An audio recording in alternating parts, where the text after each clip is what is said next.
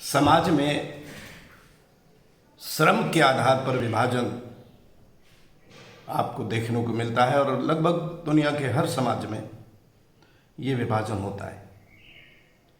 भारत में भी श्रम का विभाजन है। विशेषकर जो श्रमिक जिसको कहते हैं, जो शारीरिक श्रम करते हैं, शारीरिक श्रम करने वाले को श्रमिक कह देते हैं। एक होता है जो मानसिक श्रम करता है। मानसिक श्रम करने वाला श्रमिक नहीं कहा जाता है। जो आम बोलचाल में आप देखते हैं, जो केवल मानसिक श्रम करता है वो समाज में ऊंचे पायदान पर अपने को स्थापित करता है। और सदियों से इस तरह का विभाजन चलता आ रहा है कि मानसिक श्रम करने वाला वो ऊपर हो जाता है और शारीरिक श्रम करने वाला वो नीचे हो जाता है। एक और बीच का श्रम होता है जिसमें शारीरिक और मानसिक दोनों होते हैं।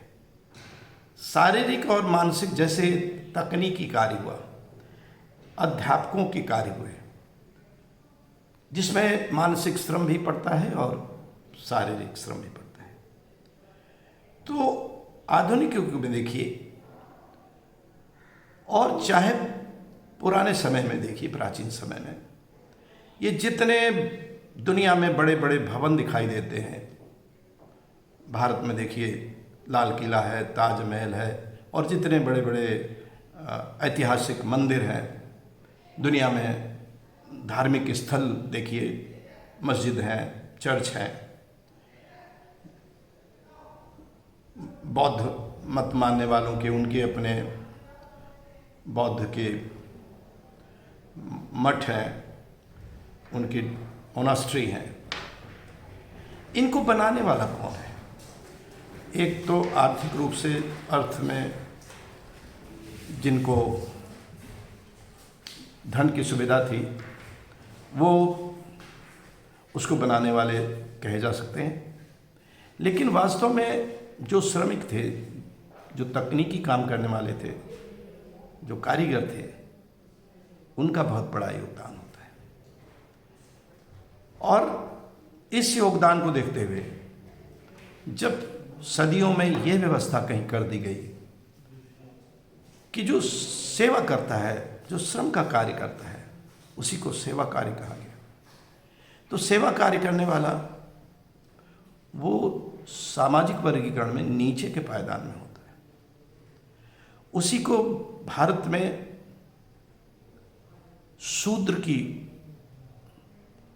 उपाधि दी गई, शूद्र शब्द से संबोधित किया गया, और शूद्र को नीचे कहा गया। भले ही ग्रंथ तमाम ये दावा करें कि नहीं, सब बराबर हैं, ब्राह्मण, क्षत्रिय, वैश्य, शूद्र सभी बराबर हैं, लेकिन हुआ ये नहीं। समाज में हुआ ये कि शूद्र हमेशा हमेशा नीचे पायदान पर रहा। और शूद्र का मतलब जो सेवा करने वाला था, शूद्र का मतलब जो श्रम करने वाला था। लेकिन किसी भी समाज में अगर कमेरा वर्ग, सेवा करने वाला वर्ग, जिसको आप शूद्र कहें या कुछ भी कहें, क्योंकि जो हिंदू समाज है वहाँ शूद्र शब्द मिलता है, मगर दुनिया के जो अन्य समाज हैं उनमें शूद्र नहीं मिलता है, मगर करते वो समाज में सेवा का कार्य है, श्रमिक का कार्य करते हैं।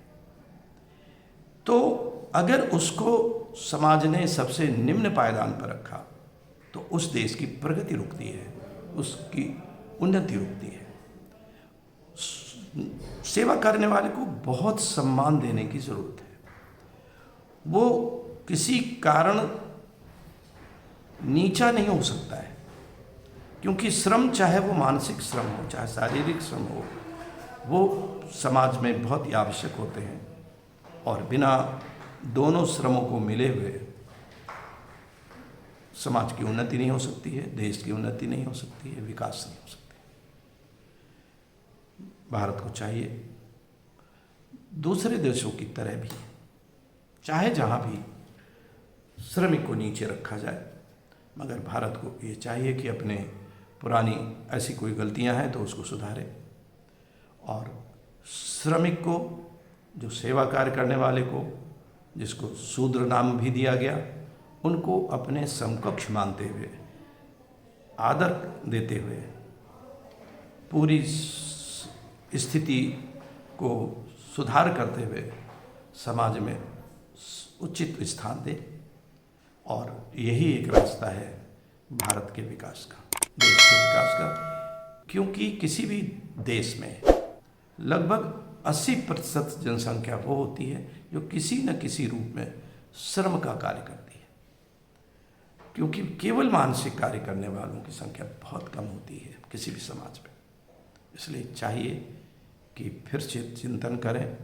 बौद्धिक आश्रम का यही संदेश है, यही मेरा बार बार संदेश रहता है कि जो सेवा करने वाला वर्ग है उसको आप सम्मान दें।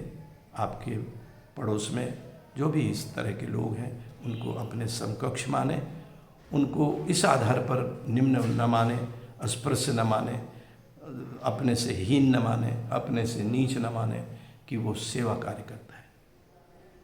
आपको ये संदेश इसीलिए बार बार देता हूँ कि ये राष्ट्र हित में है, समाज हित में है, और मुझे विश्वास है कि लोग समझेंगे और इसको गहराई से समझेंगे, चिंतन करेंगे, मनन करेंगे। पुनः शुभकामना और शुभ भावना के साथ आज का संक्षेप में ये जो चर्चा का विषय था यही समाप्त करते हैं। एवं अस्तु। अहम ब्रह्मास्मि।